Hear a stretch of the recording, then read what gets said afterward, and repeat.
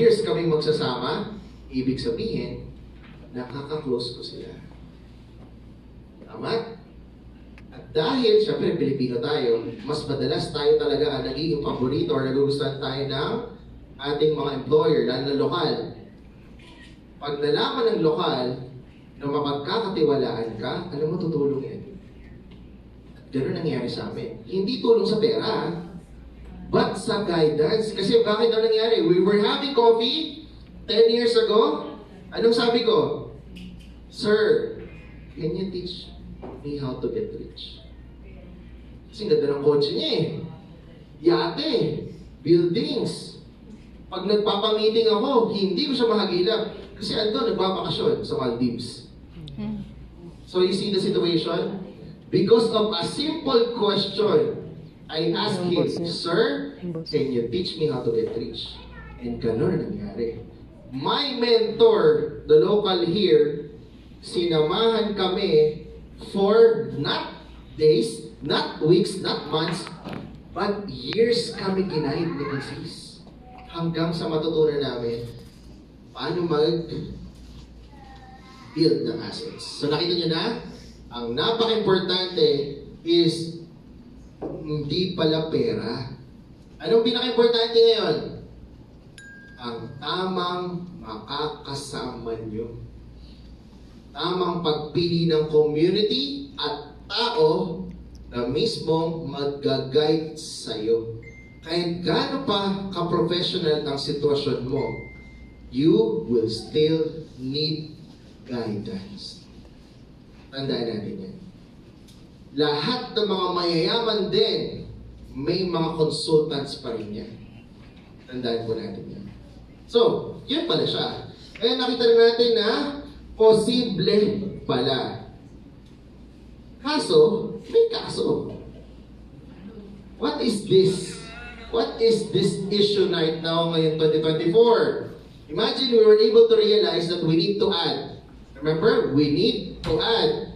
But inabot tayo ng 2024. Imagine that to decide. Inabot tayo ng 2024 to decide. So, to understand what is the situation this 2024, we will compare 2015 against 2023 na lang. Kasi pag ginamit ko ang 2024 values, baka malula kayo sa sobrang mahal ng properties. So para maintindihan natin, yung 2024, so imagine na-deliver na. Nagulat ka na lang, sanay ka sa 8,000 pesos, at biglang sinabi sa yung developer, gawa na po building, bayaran nyo na po ang 80%. Ha? Bakit? 80% pa ba? Gulat na gulat ka. So what will happen? Dahil nang hinayang ka na sa binayad mo for 5 years, nakapanghinayang ha? Pagpapatuloy mo. Tama po ba? Yes. Grabe, nangyayari ito ha? Nang hinayang ka sa binayad mo in 4-5 years, ipagpapatuloy mo yan. Tama po? So ngayon, dahil may 80% pa, hihingi ka na naman, kanino? Kasi wala kang milyon. Pay cash, the balance. Hihingi ka na naman ng tulong, ibangko. Correct? At dahil ang pipiliin natin ay yung may pinakamura per month ulit. So saan babagsak? 15 years. Again hindi pipiliin ng 15 years. Masyado mahal, masyado matagal.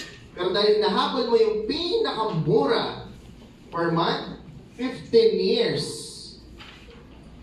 15 years ang bagsak. So ready na po kayo? Pag kayo pala ay nag-invest ngayong 2024, kahit na anong developer pa yan, the average na babayaran nyo sa bank financing in 15 years ay kano? 54,000. Magkano po? 54,000. 54. Kaya? 54,000. That is now the reality ngayong 2024. Kaya nga po, most of the discussions, if you will invest in a property in 2024, hindi na dinidiscuss ang bank financing. Why? Sige nga, offeran kayo 8,000, bigla nagtanong ka, magkano po bang financing? 40,000, 45, 50,000, 55,000. Kukuha ka ba? Sir, kukuha ba? Di na, di ba? Yan ang realidad ngayon for the life for napakamahal na ng mga properties. And this is the reason why we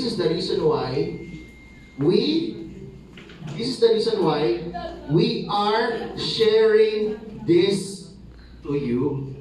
Ini-inform na namin agad kayo na meron pala kayo kailangang alamin kapag kayo ay mag-decide na mag-i-invest. Eh, kahit na hindi kayo tatanong, magkano bank financing ko? Dahil ang mga investors or OFW, again, not all, but unfortunately most, hindi nagtatanong. Tahimik lang. Why? Kasi ano lang gusto mo marinig? Low down payment? Uy, kaya ko man 8,000 pesos. Wala nang tatanong ba? Tuloy agad. That's the reality. Nakuha po natin ang sitwasyon? At least, alam mo na kung ano ang number one mo kailangan itanong. Huwag kang tatahimik. Na-appreciate niyo po ba kung bakit napaka-importante malaman to? So ngayon, naging honest kami. Imagine na, and alam naman natin, at the end of the night, mag-offer kami ng investment of properties. Eh kaso, nalaman niyo na, ganito pala yung bayarin. Mag-i-invest ba kayo? Uy, napatawa si Sir. Hindi na? Parang hindi na, no? Sir, pa-cancel ang dinner. Uwi. Lahat. So, ibig sabihin, naging honest kami, meron pala kami pwedeng ma-share sa inyo na pwede natin gawin ngayong 2024. Ngayong 2024, na hindi na tayo, imagine na hindi na tayo babalik pa sa alam natin na traditional. Yun pala yun. Tama? Ang pwede pala namin ma-share sa inyo ay kung ano mismo ang tinuro ng aming mentor kung paano kami nakapagpadami ng assets in a short span of time. Interesado po ba kayo malaman kung paano namin ito ginawa, kung ano yung tinuro sa amin dito ng mentor ko? At yun naman pala ang pwede natin maging posibleng solusyon ngayong 2024? Excited po ba kayo malaman?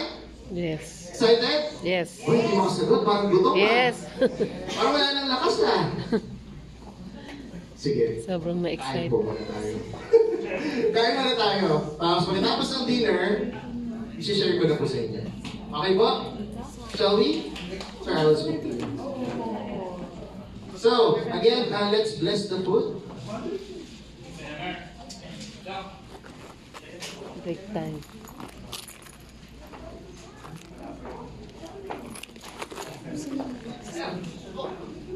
Galing sa Alcobar to. Again, Team Eastern. Meron pa tayo actually, tayo mga nasa Rian ngayon. Ay mga dumayo pa talaga from Alcobar. Kasama natin sila.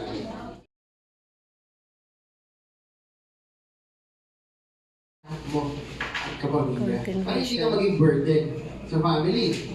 Ngayon, dahil sa nalaman natin at na-realize natin na kailangan pala magdagdag at kung kaya mo magdagdag, huwag mong pipiliin yung traditional na sitwasyon. Bakit? 2024 na ngayon eh. This is not 2015 and 2010. Ibang-iba yan. Dahil sa simpleng rason, pag pinili mo ang traditional, wala na. Stop ka na. For that single investment. So, ano ang napag-usapan natin kanina? Pwede naman pala makapili ka ng right choice of investment. Tsagain mo yan, 5 years, pero magugulat ka na lang in a very short span of time. For example, 10 years. Meron ka na property number 2, property number 3, at yung dream house mo. Lahat in a short span of time, fully paid, walang utang. Pwede pala siya. At yan ang nangyari sa amin na past 10 years namin na pag-i-invest. Ibig sabihin, yan yung pwede palang maka-accomplish. So, posible siya. Again, bakit naging posible? Basta ang masasamahan mo ay ang tamang community at may tamang tao na nag-guide sa'yo. Hindi natin lagi ang kaya na tayo mag-isa. So, ngayon, dahil sa na-realize natin na 2024 na, ano ang challenge ng 2024? Ang challenge is, kung titignan natin ng 2015, 2.7 million lang siya before. Pero ngayong 2024, again, ginamit ko lang yung 2023, 6.4 million na. Correct? So, ano ang hatian before? 40-60 na 2015. Pero, ngayong 2024, 20-80 na. 20%, 80% balance. So, ito na yung pinakagusto ng Pilipino. Low down Down payment. Pero dahil hindi pinag-usapan ng 80%, ngayong 2024, pag mag-back financing ka pala, 54,000. 4,338. So, ang hirap na mag-invest. So, dito tayo natapos kanina. Paano natin magagawa ng paraan na ngayon 2024 ay kayanin natin mag-invest sa kahit na anong property. Excited na po ba? Alaman? Or baka inaantok na kasi nabusog? Parang nabusog ka. So, ito na po yan. Now, to understand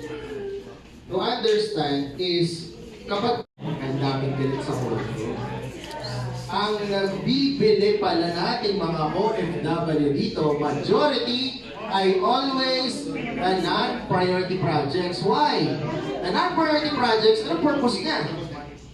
Ang purpose niya is to create capital sa priority project. Yan ang tawag na priority at landing. So, ibig sabihin, gumawa ang developer ng priority projects. Special thanks to Miss Marcel Carino for inviting me.